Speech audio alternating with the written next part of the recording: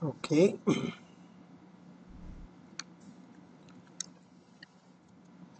so in the last lecture, we were looking at still one-dimensional flow. So we solved the problem of flow generated by an oscillating plate with the boundary condition given by this. A single plate in a semi-infinite domain that's filled with a fluid above it, and the plate is moving laterally, horizontally, with a certain maximum velocity, amplitude u, and frequency of omega. And the long-term solution, meaning once it reaches some sort of a quasi steady state, which is a periodic solution, it is given by this analytical expression. And we saw how we get that by using separation of variables, but by putting for the time dependence a periodic solution, because we know that from the boundary condition that it contains only periodic functions, so sine and cosine. And you should be able to go through that step. Okay, that is, you should be able to get that solution in an exam. And then we went back and looked at, started looking at heat transfer, one-dimensional heat transfer. Today I will complete two more examples of heat transfer. Then we go back to fluid mechanics in two-dimensional domain, okay, as the problem gets more complicated. So for the one-dimensional case, we looked at heat generation in a cylindrical rod, where the generation is by electrical conduction, resistive heating. So the source is uniform. The heat source SE is uniform. And again, it's an ordinary differential equation, second order in cylindrical coordinates. And you can separate and integrate, and you should be able to get this solution. And then answer specific questions of what is the maximum temperature, what is the heat flux through a surface, etc. And we went back to the planar situation. And this is basically the variation that I can ask. If you think about it in the exam, if I've done something in Cartesian coordinate in an exam, I might say, okay, solve the same problem in cylindrical coordinate or in spherical coordinate.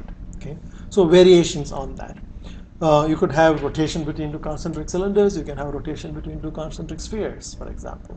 Okay, so things like that you should be able to extend. So in this case, we had heat generation due to viscous heating, friction, for example. So this is a problem which has a one-way coupling. That means you need to solve for the flow profile before we can find out what is the heat generated due to friction, due to viscosity.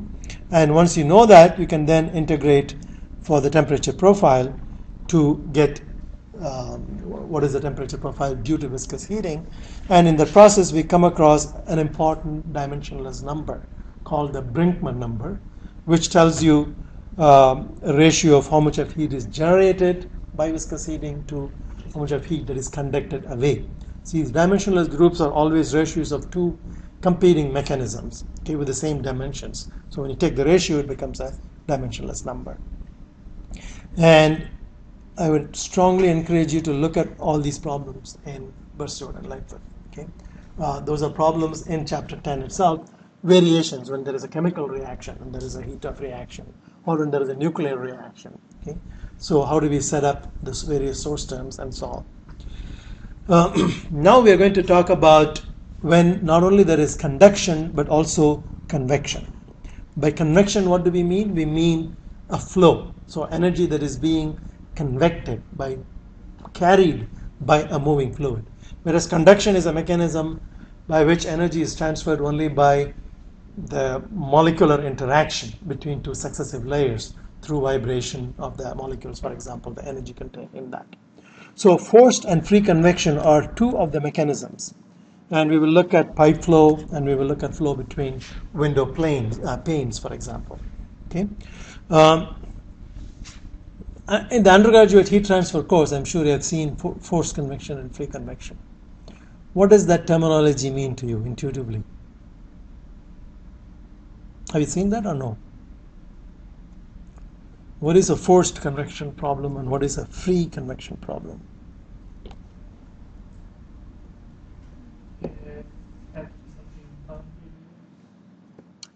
Well, boundary layers is something that we will come back, and you can have both forced boundary layer and free convection boundary layer. Okay, so boundary layer is a separate phenomena, and you can have boundary layers developing in both situations. Obviously, that's partly right, because you do have free and forced convection boundary layers. But what is the free convection? What is the driving force in a free convection? What is the driving force in a forced convection? Forced convection, like a motor or pump or something free. You are forcing the fluid, a fan, a pump that forces the fluid, and it carries energy with it as it moves. That is a forced convection. A free convection is one where there is no external forcing, but the buoyancy force that is induced by density gradient. So if I heat up a fluid, for example, the fluid becomes lighter, and if it is immersed in a heavier fluid, it's going to rise up. Okay? So that would be an example of a free convection. So a free convection needs a density gradient, and it needs a gravitational field, because it is essentially buoyancy force. And we will learn how to solve each one of these problems. There is a figure here taken from your book that illustrates the difference between a forced convection. So in the case of a forced convection, you have a fan that is blowing air across a pipe that is heated. Okay, so the fluid that is coming in with a lower temperature here is going to leave with a higher temperature by taking the energy from that. So there is a velocity here, and that is why it's called a convection. If there is no movement of the fluid, there is no convection. So in the energy balance equation, if you remember, you have rho Cp V dot del T equals K times del square T plus phi, or a source term. So the left-hand side is the convective term, because that has the velocity in it. That's what convection means. It's a movement of the energy by a fluid that is moving with it. Whereas this one is a conduction mechanism on the right-hand side. So it's a balance, energy balance between conduction, convection, and generation. The last term is the heat generation. So we have to take that equation and simplify it for each one of these cases. Okay, in a natural convection situation, what you have is a heated pipe, but there is no forced air. So what happens is the fluid surrounding it gets heated up. When it gets heated up, it becomes, if it is particularly, even liquid will do it, but if it is gas, they expand. When you increase the temperature, the density becomes lower, they expand, and then the gravity drives it up. So this won't happen if I have a heated pipe inside a space shuttle, okay? Because there is no gravity. Even though there is a density gradient, there is no gravity. So in that case, the temperature will be more or less uniform surrounding it. It will be axisymmetric. But when there is a gravitational field, the flow spontaneously develops. So when you look at the equations, you will be able to identify what is the driving mechanism in that equation that drives the flow. Okay, and that's what we are going to learn today. And you have already seen Nusselt number is the parameter that we are interested in predicting, heat transfer coefficient. And it turns out to be a function of Reynolds number and Prandtl number in the case of forced convection, and it is a function of Grashof number and Prandtl number in the case of a free convection. And through a dimensional analysis, we will be able to show that. Now, the next concept that we need to differentiate or understand is the difference between fully developed and a developing state. We talked about it for flow situation, now we need to talk about it for a heat transfer situation. So suppose, imagine that I have a pipe, a long pipe that you have here, and I have a fluid that is coming in with a temperature, I guess, what do I call it, T. Let me just take a peek at the boundary condition, T1. Okay, so it is coming in with a temperature T1 at the inlet, uniform temperature, and that pipe is being heated. What are the ways I can heat that pipe? Double pipe heat exchanger or shell and tube heat exchanger. You have one fluid flowing inside, another fluid on the outside. Okay, so what are the mechanisms by which you can provide the heat? You have all those things, counter current, co-current, cross current, etc. Right? And you have a different fluid, which could be a condensing steam, for example. What does that do? It provides a constant temperature on the surface because it is condensing everywhere.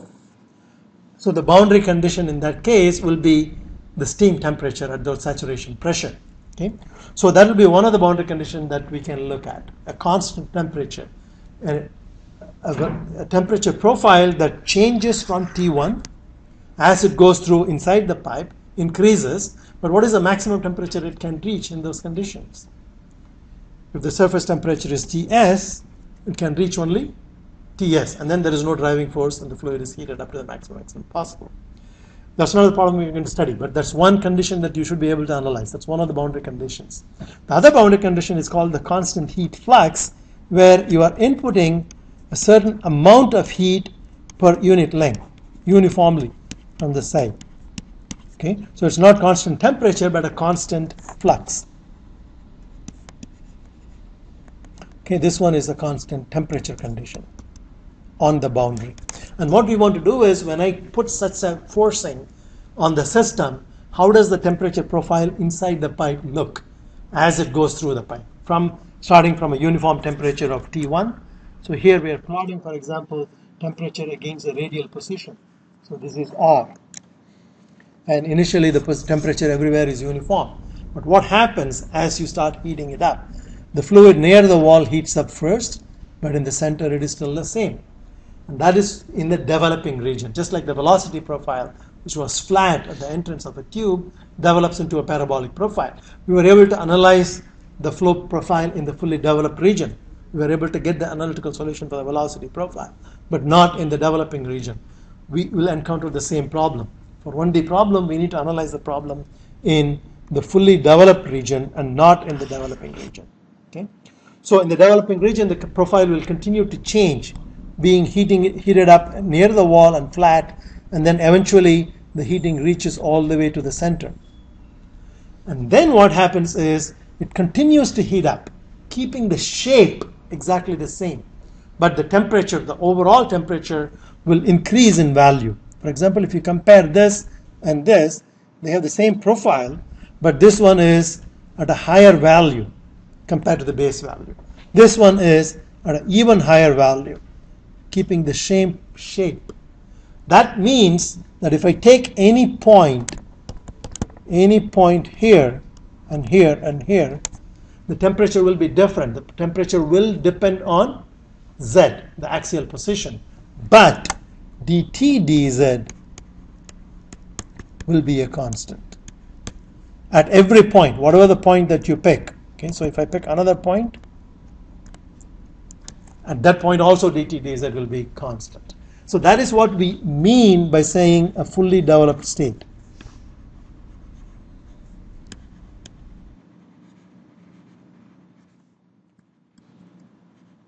What was the condition in the velocity problem? In a fully developed state, what did we have? dp dz, the pressure gradient was constant. Okay? So in this case, the temperature gradient is constant. Now, how can I achieve such a condition? Certainly not with a constant temperature. Because if the boundary is at a constant temperature, it will eventually reach a constant temperature inside, everywhere. Okay? It will start with this, but it will end up with Ts, the boundary temperature, uniform everywhere. Okay? So this we can achieve through the constant flux condition. How do I experimentally realize a constant flux condition? If I wind, for example, around this pipe electrical wire, so resistive heating. Okay, so if I put an electrical wire and then heat that, then for every unit length I can put the same amount of energy, 1000 joules per meter square per second, for example. So that is what we mean by a constant flux. So in this case, the flux must be specified, it's known, and experimentally it is achieved by having electrical resistive heating through the boundary. And in that case, you will have a velocity profile that looks similar, but just a constant addition. Okay, and so the gradient of dt dz are equal to constant. It's an important concept. Do you understand what is happening, what we are talking about? The temperature gradient in the axial direction is constant as the liquid moves through this, but its temperature, the bulk temperature, the average temperature itself will change with position. So T will be a function of Z. Will it be a function with respect to R? Obviously, it will be a function of R as well, because we are seeing the profile drawn already here. Okay, so the wall is at a higher temperature, and there is flow. Okay, so there is, yeah. So as we move along, the GT is constant flux, and the flux, the flux is supplied. Okay, you'll be supplying constant heat with the flux. Constant flux. You are supplying constant flux to the pipe. So if I take a cylindrical section like this, and I look at how much of heat I'm putting in, I can calculate that, because from the electrical power that I'm converting into heat, I know what that flux is. I'm going to call that as Q0. How can that be constant temperature? You said it's not constant temperature, it's a constant flux. Yes, the boundary condition through the boundary of the tube, cylindrical tube, is constant flux. Okay, and that flux is what I'm indicating by Q0. Q0 is so many joules per meter square second. Okay, so if I take, for example, the surface, a cylindrical surface like this, per unit area, I'm putting in Q0, so many joules per second. Okay, so if I'm putting a constant amount of heat, and that heat is being transferred to the liquid that is coming in, so when it is leaving, it is going to leave with a higher amount of energy. By how much? By exactly that Q0 times 2 pi r times delta Z. If this is delta Z, 2 pi r is the surface area, 2 pi r times delta Z is the surface area, multiplied by Q0, which is joules per meter square second. So that is the amount of heat that is added to the liquid that is coming in here. So the liquid that is leaving on the other side will carry the inlet heat plus Q0 times 2 pi r Z. The temperature profile will be changing. The temperature profile will be changing throughout, yes. So like our velocity case, I mean, we got a constant. That is the important distinction you need to make. In the velocity profile case, when dp dz was constant, the velocity profile was constant. It was not changing. In here, the profile shape remains constant, but the actual temperature value will keep on increasing because you are continuously adding energy. That is an important point. Does everybody get that? Okay, this is the ideal situation with no loss due to the external or something. There is no mechanism for losing because I'm putting in heat, right?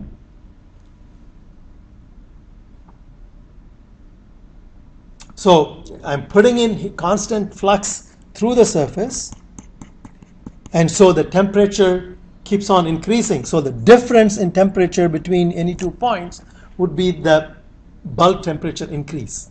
That's what we are going to calculate. We are going to see whether we can set up the problem so that I can predict this velocity profile, and I can predict what dt dz will be. What is the rate of increase in the temperature? If you give me what is the influx of energy through the boundary. So you need to tell me how much of current you are passing through the resistive heating coil on the outside so that you know what Q0 is. That will appear as a boundary condition. Q0 will appear as a boundary condition, and our task is to predict this profile in the faraway region, in the fully developed region. To do it in the developing region, we need to solve a partial differential equation. Okay? And we will learn how to do that computationally with COMSOL after the exam. Okay? But for now, just how to do it analytically in the fully developed region. Any other question? There are concepts involved in here, so I want to make sure that you ask all the questions. Yeah. The fluid is flowing in a pipe. Yeah. It's a circular pipe and the fluid is flowing, so if I plot the velocity profile will look like this.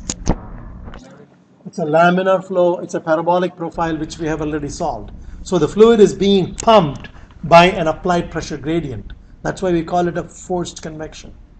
Okay? Yeah, I mean the temperature profile has something to do with the velocity.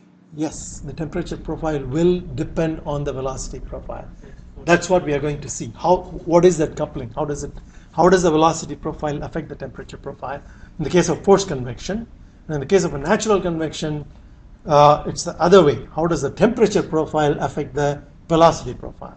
Because only when there is a temperature gradient, there is a velocity field that develops. There is no temperature gradient, there is no velocity. So these are both one-way coupling, one phenomena influencing the other. And in real life, of course, you will have two-way coupling, so both will be present. That would be called a mixed convection environment. Okay. So the idea of a fully developed and developing temperature profile, the idea of a constant flux, boundary condition, these are all coming from physical description. And you should have an idea. Basically, you should be able to come up this from the description of the problem. Just like for velocity field, we make a proposition saying that this velocity field depends on, there's only one non-zero component, it depends on this spatial variable. Okay? Understanding the description of the problem. So we're doing the same thing to this so that we can take the energy equation and simplify it. So any questions on why I wrote down this? T as a function of Z, T as a function of R, but the Z dependence is very specific. It is linear. So that when I take the derivative dt dz, it's a constant. And that happens only in the fully developed region. That's where we're going to analyze the problem. Okay, Z is linear Or can be, it should be determined by energy balance. And we will find that it is, it's not a linear dependence on R. They're all. Yeah, and you will see why it is pretty soon once you write down the equations. Okay?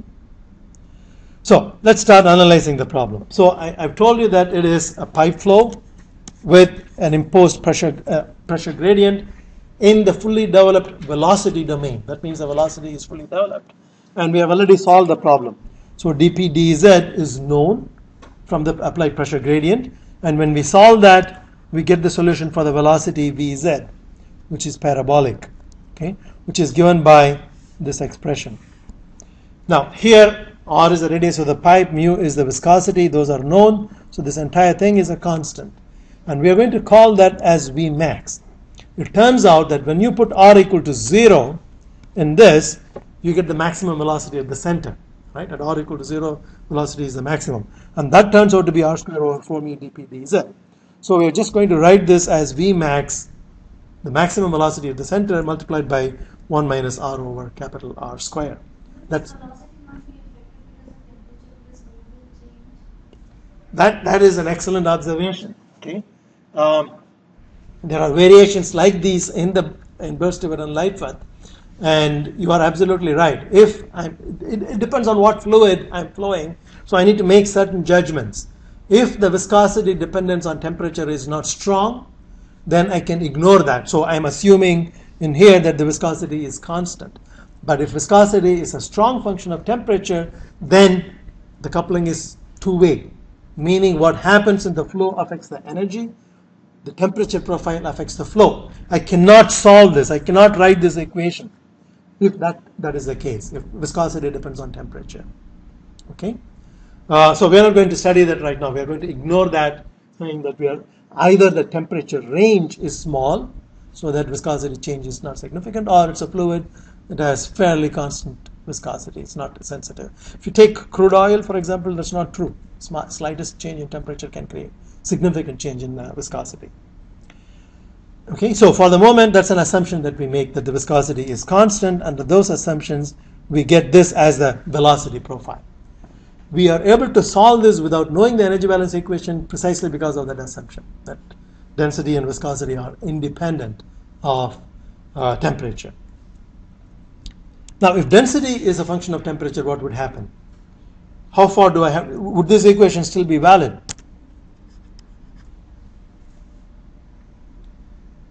How did we get this equation? By simply looking at the Navier-Stokes equation, dropping every term. And we dropped two terms from that Navier-Stokes equation, which is gradient of P plus rho G. Rho appears in the momentum equation, but we said we can combine these two to include a dynamic pressure.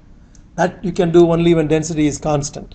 If density is affected by temperature, that is the free convection term. That is the source term for the free convection, which we are going to study in the next problem. Okay? So in this one, we are assuming density and viscosity are independent of temperature. So this part we have already solved, the flow problem, and the flow problem influences the energy problem, but not vice versa in this particular case under these assumptions. So we have to look at the energy balance equation in cylindrical coordinates, and we already wrote down that T depends on Z and only. That means it's a steady flow, does not depend on time, and the velocity itself, v, is v as z as a function of r, and the others are 0. One-dimensional flow in a pipe. Okay? So if you look at Vr, this drops out, V theta drops out, but Vz does not. That is what is convecting the energy in the axial direction. Okay? So this term is not 0. T is a function of z, and Vz is not 0. Okay? So we have to keep that term. And go to the right-hand side. Of course, we have to keep this term because temperature is a function of R. And that is the mechanism that transfers heat from the boundary towards the center. That is the convection in the radial direction. There is no convection in the radial direction because there is no VR. Okay? Because VR is 0 here. Okay? So what happens in this particular problem is convection in the radial direction is balanced with convection in the axial direction. Question? Okay? So this is convection in the radial direction that is present, and that is balanced against convection in the axial direction. How about theta? That's 0. Why? Axisymmetry. There is no variation. If I look at it around the theta direction, going around the pipe, any plane, I will see the same velocity profile, I will see the same temperature profile. Okay? So it's axisymmetric. How about the d square t dz square?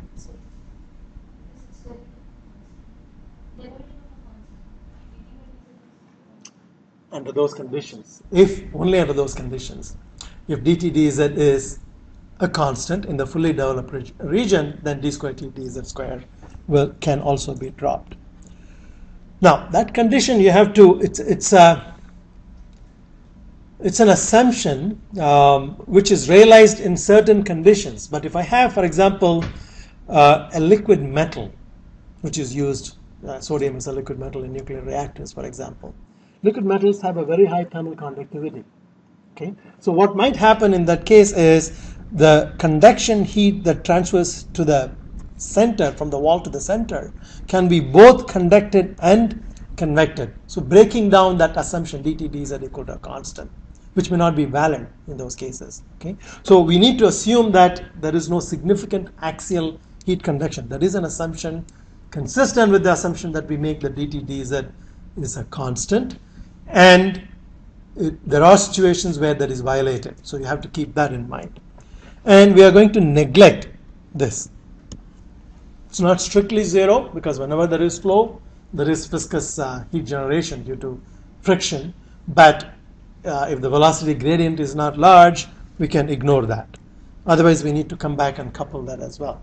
Now, the nice thing about using packages like COMSOL, they don't make all these assumptions. They solve the full set of energy equation for you. Okay? They solve the full set of Navier-Stokes equations for you. So by providing certain geometries and providing certain boundary conditions, if certain terms drop out, they will automatically drop out of the terms. So you'll be able to simulate the special analytical solutions using COMSOL. That's going to be one of your next assignment problems, where we take analytical result, compare it with COMSOL to gain confidence in learning how to use COMSOL as well as the accuracy in the numerical procedures. Okay? Are you going to account for the additional heat that we are providing to the system in this equation? It's not given in the equation. It's a good observation because I talked about energy being added, right, by an electrical heating. But where does that occur? It occurs through the boundary of the pipe. So it has to appear as a boundary condition to this equation. Okay, so it doesn't appear, it's not a volumetric source. This equation is valid in the entire flow domain inside the pipe, in the fluid. And you might have a situation where there is volumetric heat generation, particularly if there is a reaction that is taking place in the liquid, or even if you're driving the liquid through other mechanisms like electrical or electromagnetic, you could have sources of heat generation there. But in this particular problem, the heat is being added through the boundary surrounding that. Okay, so that is going to appear as a boundary condition to the set of equation. So the equation simplifies to rho Cp times Vz, and Vz is known. Where is it known? There. I already have an expression for the velocity profile. So that is the velocity profile I'm going to put in there. That's why we call it as a forced convection. The velocity profile is being forced by the momentum equation, and that is a convection term. Okay, the convection term. On the right-hand side, we are going to, as we said, we are going to neglect this under the assumption of constant temperature gradient in the axial direction, ignoring axial conduction. Okay, so I have already done that. That is, taken the velocity profile and substituted in here. This whole thing is Vz as a function of r. So the flow certainly influences what happens to the temperature profile. Okay, so we need to solve that particular equation. As it is a partial differential equation unless I impose this condition that this dt dz is a constant. If it is a constant, then I can treat it as still an unknown value that I need to find out, but I don't need to treat it as a variable that varies in a complicated way in the axial direction. And the full problem has also been solved, and I think I've given you the reference taken from Bird, Stewart, and Lightfoot. That is, in the developing region as well as in the developed region, we need to use separation of variables. Once again, solvable because it's a linear equation. Okay, so Sparrow has done that in the 50s. Remember, in the 1950s, if you solved an equation like this, you get a PhD. Every PhD thesis requires only to solve. It's not a trivial problem, but that's all it took, I guess. Nowadays, you can do it as an assignment. If I give you a ComSol problem, you can just solve it over a matter of a few hours, I think. Now, this equation is an equation first order in Z and second order in R. So I need two boundary conditions in R and one condition is in Z to solve it as a developing region problem for region 1 and region 2. In region 2, we can assume this to be a constant. In region 1, we cannot. Okay? So at R equal to 0, that is at the center of the pipe, by symmetry, we are saying that dt dr is equal to 0. That is, we expect the temperature profile in a pipe to be something like this. Okay, this is some wall temperature, T naught, and it's going to be cold at the middle, okay, but it's going to be hot at the. So if this is the axis, you have to look at this as the distance that measures the temperature. Okay, that's the kind of temperature profile that I expect. And as it goes further down, what I would expect is between the base and the profile, I would expect this distance to increase. But the shape would be exactly the same as it goes down. Okay, so at the center, dt dr equal to 0. The temperature is maximum at the center or minimum at the center. Okay, and at r equal to r, which is the outer boundary, k times dt dr is equal to q0. That is the flux. Flux has the units of joules per meter square second. Okay, so what this says is I know how much of heat I'm putting in through electrical heating. That's a given number. But what I don't know is what is the temperature profile. So the gradient of this profile must adjust itself in such a way that k times dt dr equals that number. So I'm giving you the gradient at the wall. In the flow problem, what did we have? We had the velocity 0, and the velocity gradient is 0 in the middle, and the velocity is 0 in the pipe wall. In this case, the temperature gradient is a given value in the pipe wall, and the temperature gradient is 0 in the middle. Do you understand that? So we are converting all the ideas that we have talked about into mathematical language so that I can get a solution to this. Now, there is a problem whenever I pose a situation like this. What is the problem? If I give you a profile like this, I'm saying the gradient in the center is 0, and the gradient at the wall is a given value. Okay, and the profile must satisfy this differential equation. That is the problem we want to solve. When I say I've solved and I obtained a temperature profile, that means the temperature profile satisfies the differential equation and these two boundary conditions. Right? But that is not going to be unique. Why is it not going to be unique? Because I can always add a constant value to that profile. Right? If I add a constant value, it is like adding a constant to this. It's like adding a constant to this. It's like adding a constant to this. That will also satisfy the differential equation and boundary condition. So there is no uniqueness to the problem. So whenever you have a differential equation with derivative boundary conditions everywhere, it's called a Neumann problem.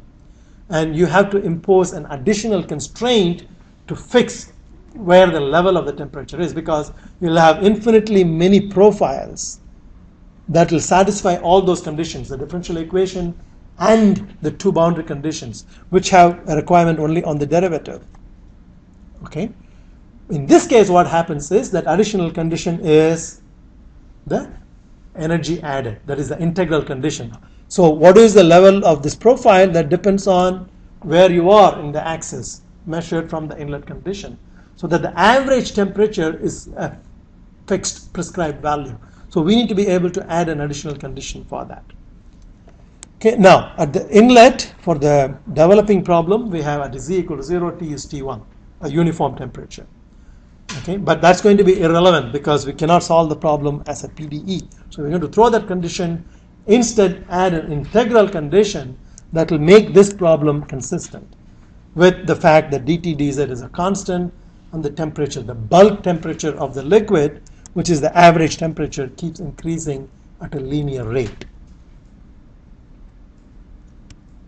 How am I doing? There are a lot of concepts here. I want to make sure that you get it, that I go slow enough that you get it. Do you have any questions so far? Yeah, in this region is the developed, Fully developed region. Yeah. But T equal to T1 is the inlet condition. Right, right. It's not developed. Yeah, from the inlet, we are not going to be able to solve this differential equation from the inlet condition, where the temperature is T1. Okay, so we are going to ignore this. We cannot impose this condition and get a solution that satisfies this entire partial differential equation. So we are going to add an additional integral condition, which says that this temperature profile, while the profile is the same, if the profile is the same, what does it tell you about dt dz? It's a constant, right? Because the temperature, as I said earlier, the temperature between these 2 points will change at a constant rate. dt dz at any radial position will be constant. Okay, so that is the fully developed region. So we're going to impose that to be able to solve, which comes next. So this is a full problem where if you can solve the differential equation subject to this condition and the two boundary conditions, you will get a solution in the developing region and in the fully developed region. The solution for the fully developed region is a subset of the solution for the developing region. Okay. So this is a general case. The problem that we have formulated as it is a general case, which will, if you can solve it, you can get the solution profile for both the fully developed and the developing region. And dt dz, why is constant? dt over dz. In the developing region, it is not constant. In the fully developed region, it is constant. Suppose I do this experiment. Okay, let me just. I am plotting Z against temperature of the wall and the temperature of the bulk fluid. So I put a thermocouple. Okay, so where do I speak? This is the pipe. I put a thermocouple on the wall and I measure its temperature at various locations. Okay, and then I put a thermocouple in the middle and I measure the various temperatures from the inlet, where the inlet temperature is T1 for the fluid. Okay, and I ask the question, how will the temperature profile change in the Z direction, in the wall and in the bulk fluid? What would you sketch? Suppose you have to sketch that profile for me in an exam. What would you say? The wall is constant. Is it going to be constant? If I have a condensing steam, the wall temperature will be constant everywhere. But if I have an electrical wire, I'm putting energy into it constantly. So the wall temperature must increase, right? And so the fluid temperature will also increase. So both the temperatures will increase. Okay? So if I plot that, the wall temperature might look like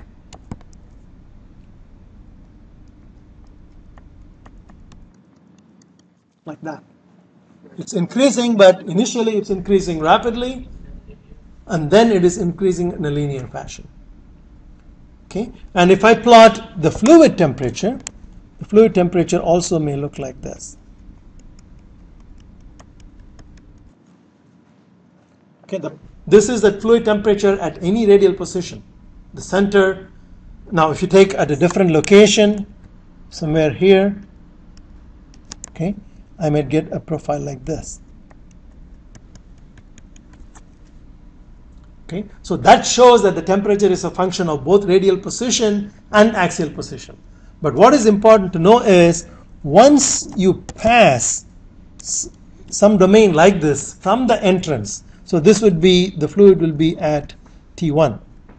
This would be T1. Okay, from that, once you pass this developing region, the gradient of all the temperatures will remain constant. Okay, and that is the region that we are going to analyze. This is the fully developed region, where the gradients are all constant in the axial direction. In the z direction, dt dz is constant, but dt dr is not. So you, at different radial positions, you will get a variation in the temperature, and that's what is captured by this term. These are all temperature gradients in the radial direction. So that causes the heat to be conducted from the outer wall towards the center of the pipe. Okay, that is captured by this mechanism. Okay, you said dTdz is not constant in the radial direction. So What did I say? dt dz is no, I mean, at any given radial position. Like if you get all the green dots, they are at a constant radial position. Okay, so the dt dz on that position will be constant. And if I take a blue dot at the center r equal to 0, the dt dz there will be a constant in the fully developed region. So if you take the wall temperature, that will also be constant. That's what I'm trying to show in here. This is the wall temperature gradient in the axial direction. This is their axis, and this is somewhere between r equal to 0 and the outer radius. This is at the center. Okay, so there is a gradient in the radial direction that causes the heat from the wall to be transferred into the fluid.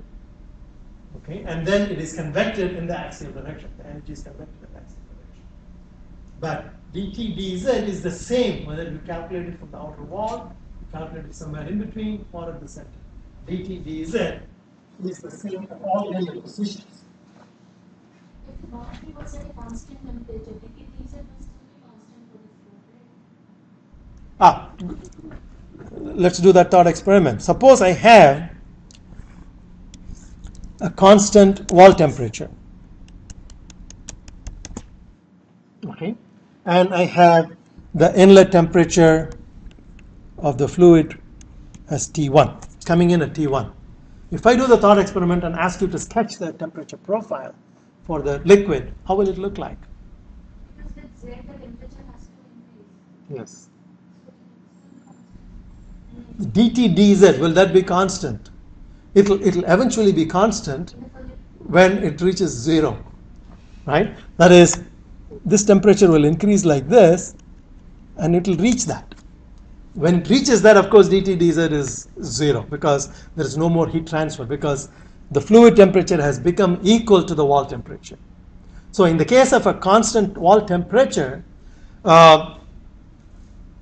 you need to handle the fully developed region there is still a fully developed region. It's a little bit more complicated concept. There is a fully developed region, and one can analyze that, but in that region, dt dz is not necessarily constant. Okay, because the temperature will continuously change until it merges with the wall temperature. Then what happens to dt dr? dt dr will also be 0, because everywhere the fluid is at the same temperature as the wall temperature. But in the constant flux case, that's not the situation. There is always a difference between the wall temperature and the fluid temperature, because you are putting in continuously energy. Okay? I think it is important to ask these questions because they bring clarity to your thought process. So please keep the questions coming. Is that clear? Shall we move on with the math now? Okay, the math is not terribly difficult. of course, what we are going to do is put everything in dimensionless form. So the equation is, we have the equation here, and what I'm going to do is define a dimensionless temperature, a dimensionless radial position, and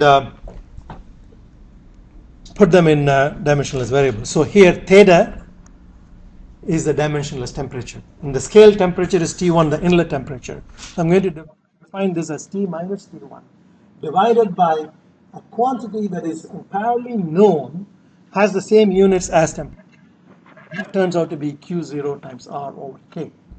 You need to figure out the units for Q0 R over K. You'll find out it has the same units as temperature.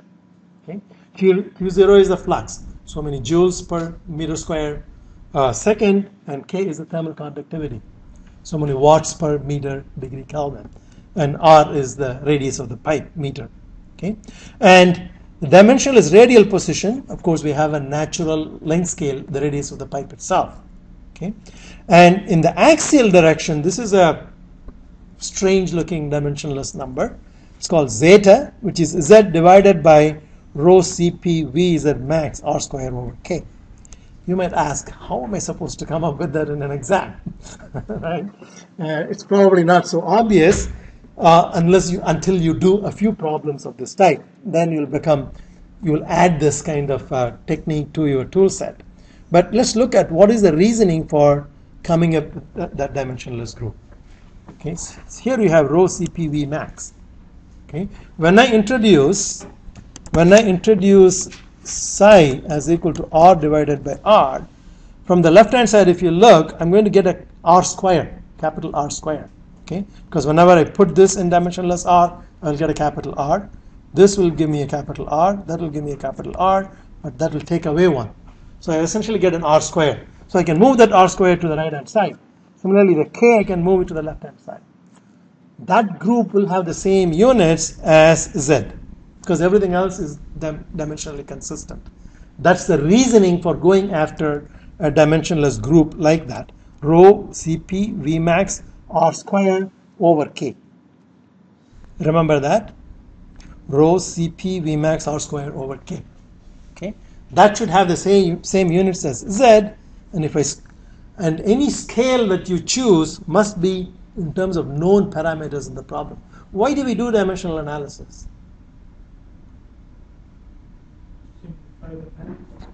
Not necessarily simplify the math.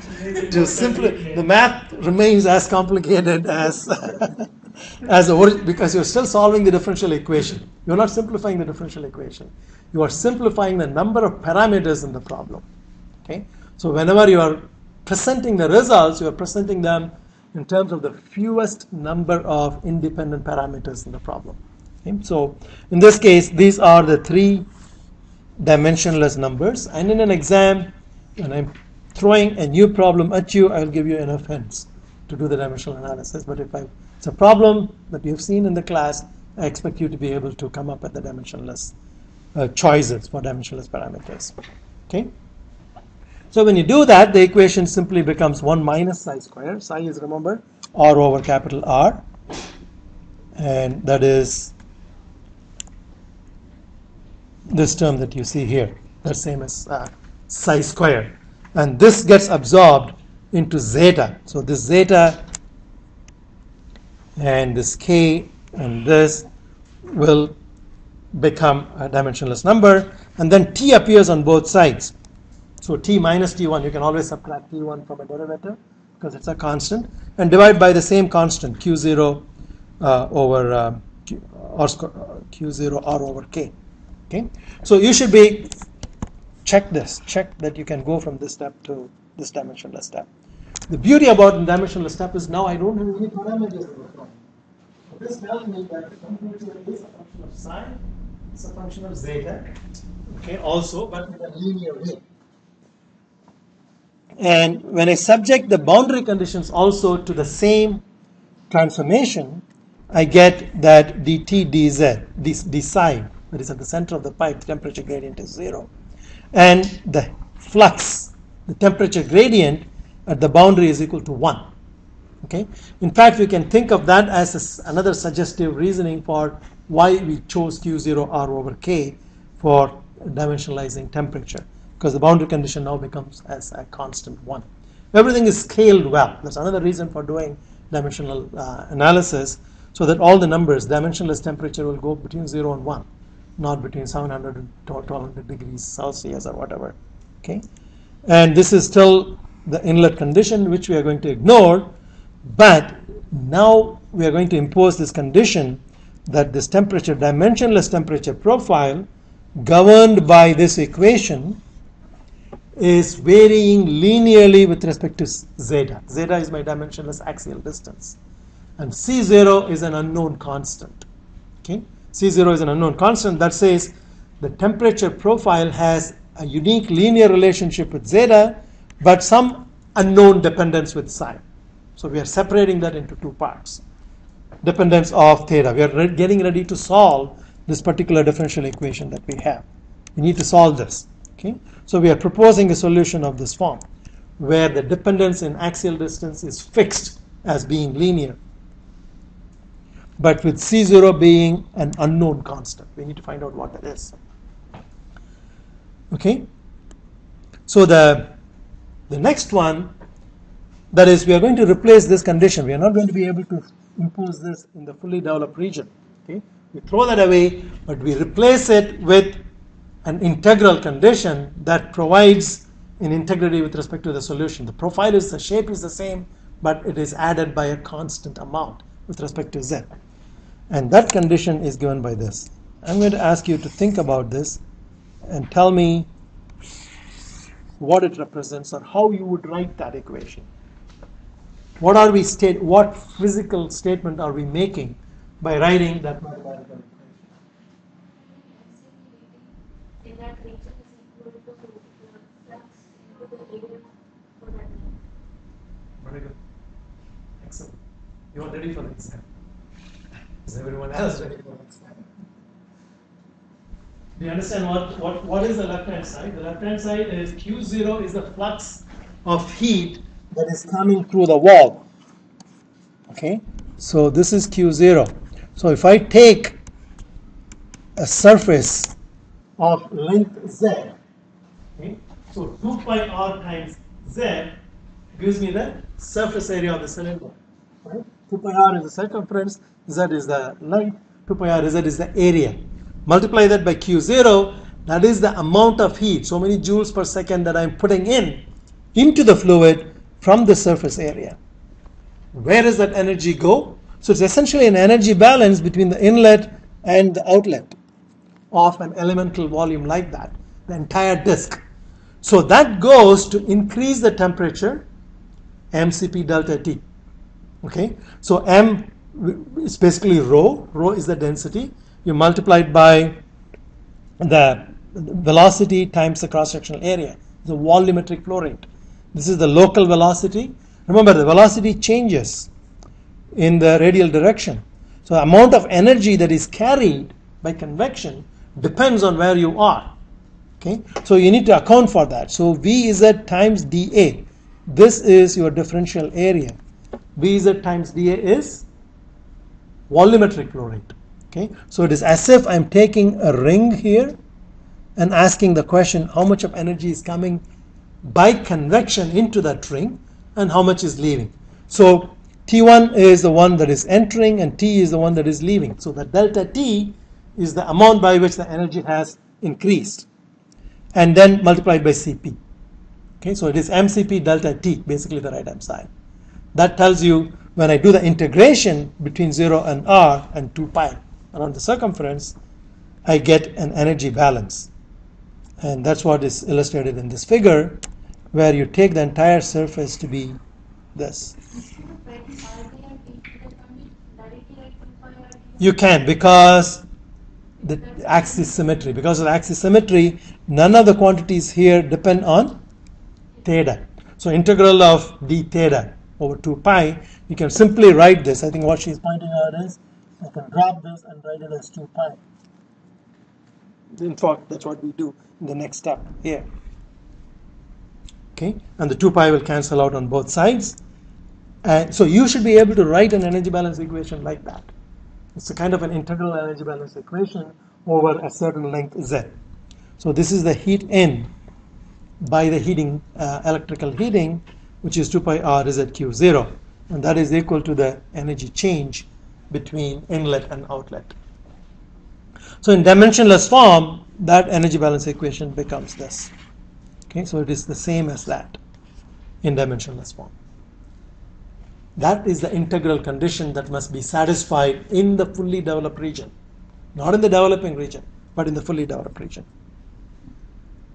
So we can throw out the third condition in the z-axis, but replace it by this. Okay, now we are ready to solve the problem. We have set up all the conditions. We are ready to solve the problem. So we go back to the original equation where we had this d theta d zeta and take the derivative of this expression. Okay, what does that give you? Simply z0, because this function is z0 times zeta. So when I take its derivative with respect to zeta, I take the derivative of this with respect to zeta, on the left hand side it's going to give me simply c0. On the right hand side, it's going to give me, instead of theta, this big symbol psi. This is called psi.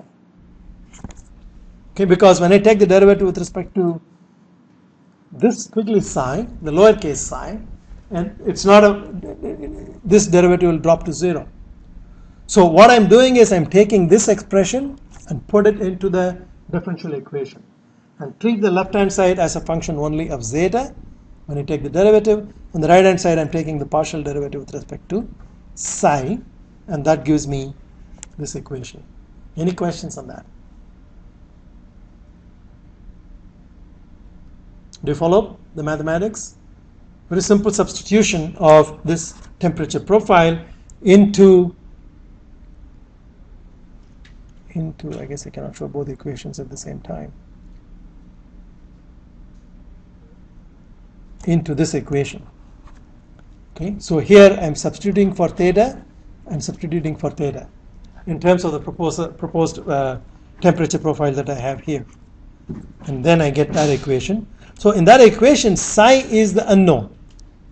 I'm solving for this unknown. Oops.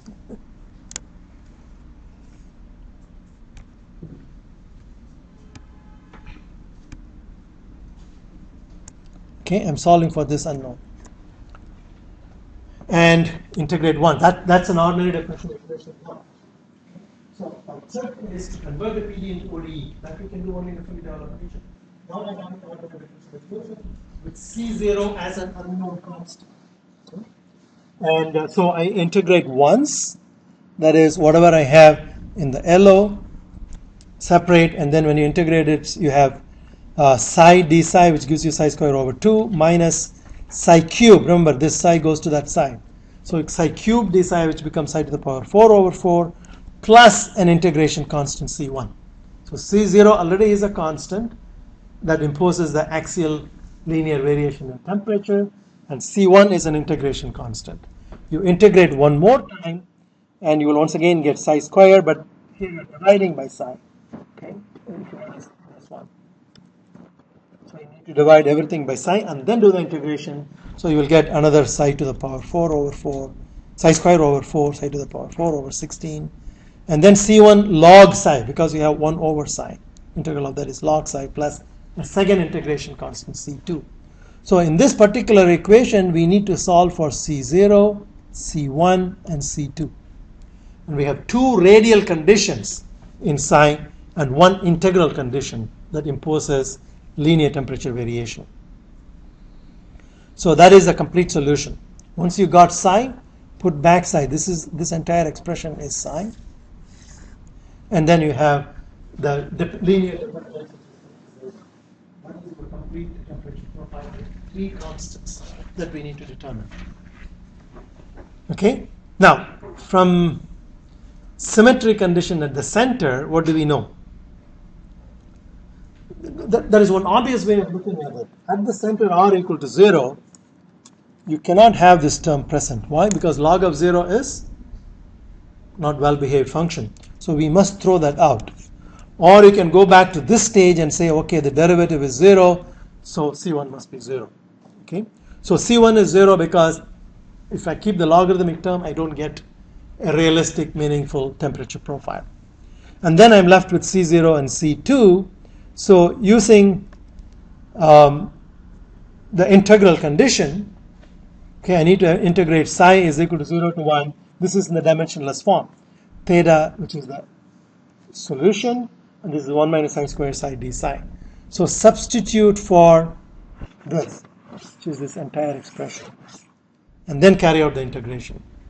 Now, this kind of an integration you should be able to do in an exam because there is really nothing complicated. It's just a power. Integral of psi squared, integral of psi cube, integral of psi to the power 4. If there is anything more than that in an exam, I will give you. I don't expect you to be able to remember that. But in this case, I just plugged this expression into Wolfram alpha, the symbolic processor. Just say integrate the C0 zeta plus C0 times psi squared over 4. You can actually type that in a browser if you have the access to Wolfram alpha. And it actually prints this out, which tells you what it is integrating and what is the result of that. So C0 and C2 are the constants in that expression. And if I make a mistake, it keeps that mistake too. What is the mistake I made here? I made the mistake, but I said I will leave it like this to see whether it responds. What is the error in this particular expression? What I'm trying to do is evaluate that integral between 0 and 1 with respect to psi. Okay? How do I state that? This is the entire integral. It's here. Very good.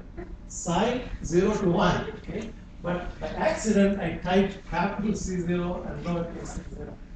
But it treats them as just two symbols. Okay, the integration is indicated only with respect to psi. Okay, so it carried out the integral with respect to psi. Wherever psi appeared in that expression, substitute the limit 0 to 1 and gave me the result, but it kept C0, lowercase c0, uppercase C0. They are the same. Okay, that I made the mistake, but it keeps them just as a symbol. Now, what do we do? Okay, we have integrated that. So we can evaluate both the constants from this particular condition. What did I do next? Here I have the result for the integral, and I want that to be equal to zeta. Okay, what does that tell me? That tells me that anything that multiplies zeta, for example, the coefficients of that must be the same on both sides. Because this integrated expression that I shown you in red box must equal the right hand side, which is the zeta. Okay, so from that I argue that C naught times 96 over 384 must be equal to 1. Okay, because that is the coefficient. Actually, here I have zeta. Here also I have zeta, but after I integrate that out, I have this expression 96 C naught zeta over 384. That coefficient of zeta should be 1 on the right hand side, so it must be 1 on the left hand side too. So the C naught 96 over 384 must be equal to 1. From that I solve for what C naught is. And C naught turns out to be equal to 4. Once you know what C naught is, what is the coefficient of the remaining numbers? That is C2. It's equal to 0 because there is no other number on the right hand side. So C2 times 96 over 384 plus 7 times C naught, which I already found out. 4 divided by 384 must be equal to 0. So from that I solve for C2. And I plug them back in, and I have my temperature profile. That temperature profile is not quadratic. It's quartic. It's a fourth power. Okay, and so it should be something like this. Okay, and it changes linearly with axial direction, but in the radial direction, it's a fourth degree polynomial. Any questions?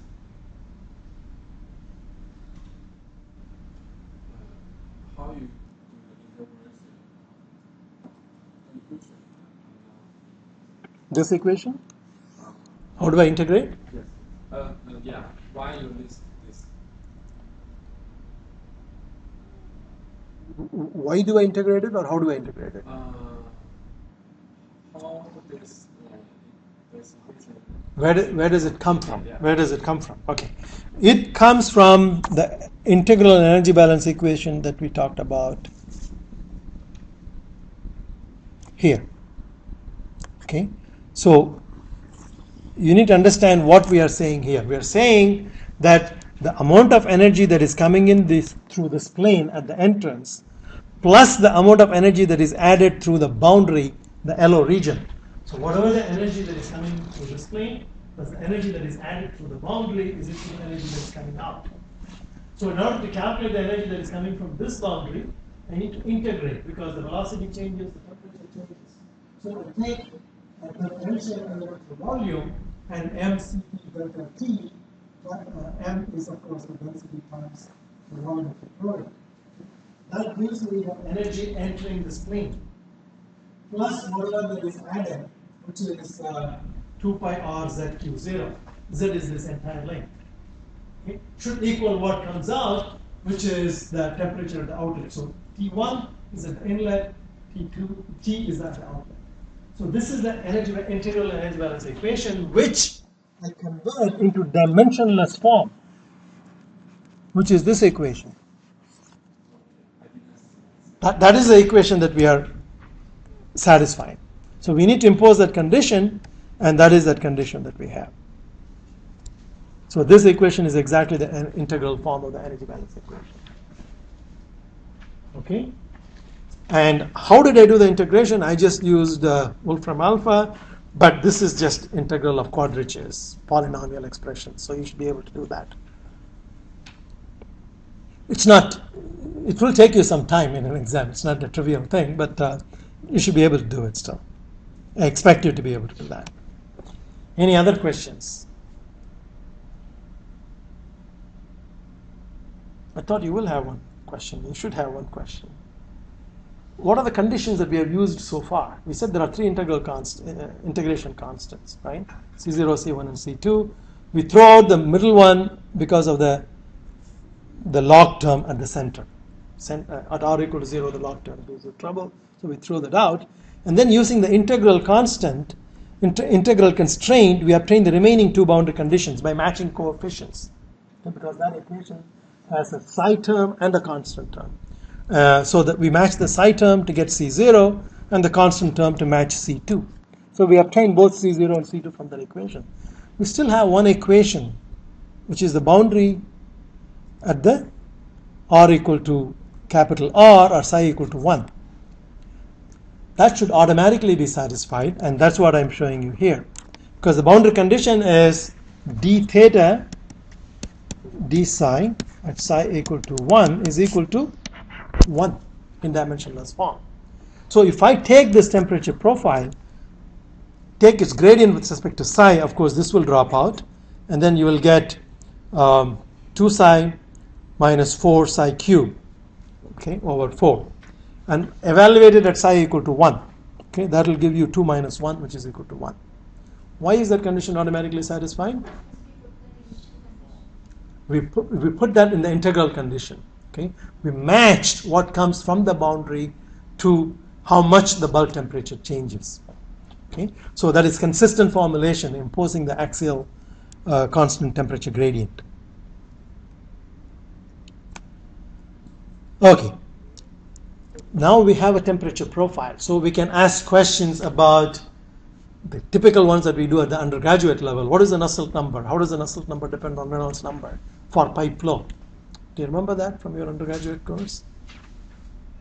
What is the correlation that you would normally use for heat exchanger for flow in a pipe? Reynolds number to the power 0.8, Prandtl number to the power 1/3 in turbulent flow. Okay? But in laminar flow, it turns out to be a constant in the fully developed region. Just like F equals 16 over RE for pipe flow, friction factor we obtain in terms of Reynolds number, we can obtain Nusselt number in this case. Nusselt number turns out to be a constant. The way to do that is to calculate what is the bulk temperature. because the temperature varies in a pipe like this, so there is an average temperature. So there are two ways that you can define the average. One is through a typical average, which is the area under the curve. Okay, there is integral of 0 to r, 0 to 2 pi t r d theta dz divided by the area r d theta dz. Okay, so when you take the, we now have the expression for T, so we can plug that in and get the average temperature. So this is simply called the area average temperature.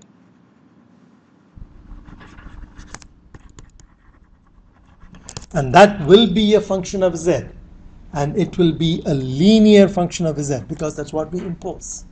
Okay, so T1 is the inlet temperature, and this is how it varies in the axial direction. That is really a meaningless temperature. What is more meaningful is something called mixing cup temperature, or the bulk temperature, TB. This is called the mixing cup temperature. You know what it means from your undergraduate level course in heat transfer?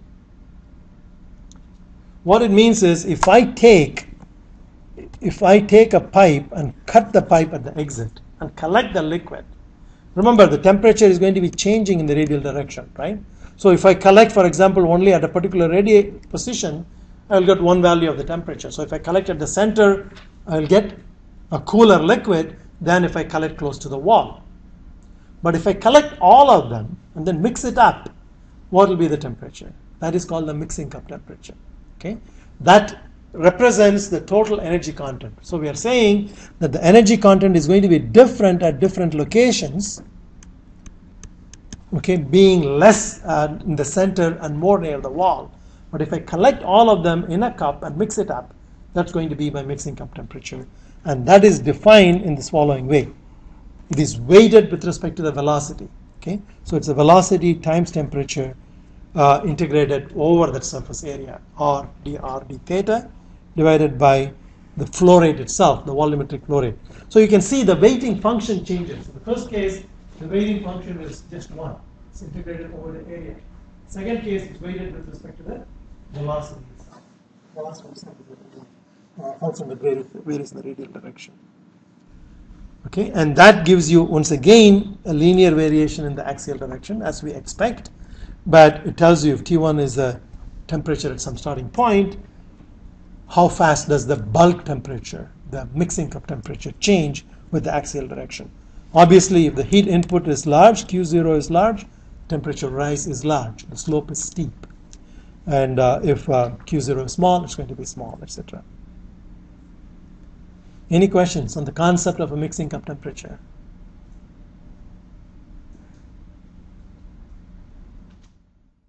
Okay. So how do I get the difference between the wall temperature? I define T0 as the wall temperature and TB as the bulk temperature. So that is the driving force. T0 is the wall temperature. Remember, both of them are going to change. In the graph that we had previously, the wall temperature was going like this, and the bulk temperature, for example, will go like this. Both are changing with the axial position Z. Okay, but the difference is going to be constant. The difference T0 minus TB is going to be independent of Z, because they both vary linearly with respect to Z in the fully developed region. Okay, so that difference is going to be constant, and we can find what that difference is, and that's what gives you the famous Nusselt number relationship. And the process is very simple. First, we take psi equal to 1, because that is the wall. So take theta, evaluate it at psi equal to 1, and that gives you 4 psi plus 11 over 24. But the definition for theta in dimensional quantity is T0 minus T1 divided by QR over K. That's how we define dimensionless temperature. Except this was T, because we are evaluating at psi equal to 1, T is T0, which is what we call the wall temperature. So the wall temperature gives you T1 plus Q0R over K and a linear variation in Z. Then we have an expression for TB, which we obtained here. So you subtract T0 minus TB. Okay, this is T0, subtract from TB.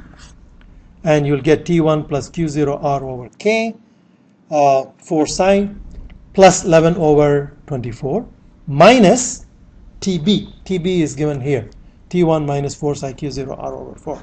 So you'll find that the T1 cancels out and 4 zeta cancels out, giving you that as equal to 11 over 48 Q D. D is the diameter over K.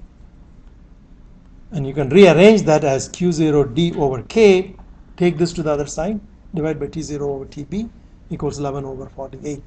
And this is called the Nusselt number. So it's a famous relationship. For a constant flux boundary condition, the Nusselt number is a constant. Just like F times RE is 16 in the laminar flow case, Nusselt number is 48 over 11 in the case of a fully developed constant flux boundary condition. Okay? Any questions? It's mathematically, it's not much more difficult than solving the Puzzle flow for pipe, velocity profile in a pipe. But conceptually, you need to understand the heat transfer mechanisms and the idea of a constant flux, how it can be realized in an experiment, what do we mean by a mixing cup temperature, why do we need an integral constraint in the fully developed region. Those are the conceptual issues that you need to make sure that you understand. Okay? I didn't think I will take the whole lecture for this. I thought I would finish both of them, but in the next lecture we will look at natural convection, which is flow driven by a temperature gradient in a gravitational field. So we will stop there for today. And Thursday you will have an exam from 3:40 till 5. Please print and bring that formula sheet and leave it with your exam. And if you have any questions as you are preparing for the exam, feel free to drop by. Tomorrow I have some meetings during the day, but you can see my schedule on the net. Okay, all right.